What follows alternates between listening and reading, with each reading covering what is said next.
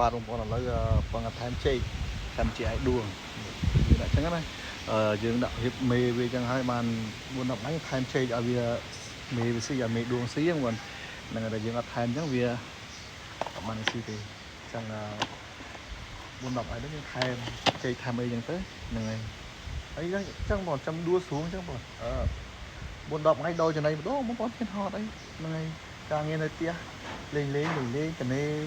អ្នកកំសាន្តខ្លះអីហ្នឹងបងប្អូនហ្នឹងហើយណាបងចាំចឹងរៀបចំកធន់ចឹងនឹងអីបងប្អូនហ្នឹងហើយជាងកំសាន្តផងអីផងយើងហូបខ្លែមចាំថ្ងៃចាំអីចឹងណាបងប្អូនបាទហ្នឹងហើយបងប្អូនណាចង់រៀនអីមួយរៀនហ្វ្រីអត់គិតលុយទឹកតែទេខាងឲ្យតែបងប្អូនដាក់ចិត្តថាចង់រៀនចង់ចេះបង្រៀនហ្វ្រីបងប្អូនណាហ្នឹងហើយចែកម្លែកចំណេះតាមទៅវិញទៅមកទៅអ្វីដែលយើងចេះចែកម្លែកគ្នាទៅ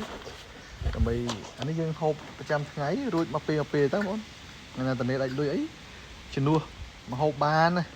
ហ្នឹងហើយយើងអាចលេងឆាបំពងភ្លាអាំងអីធ្វើមហូបរួចមកពេលទៅបងធូរលុយតាអរគុណច្រើនបងបាយ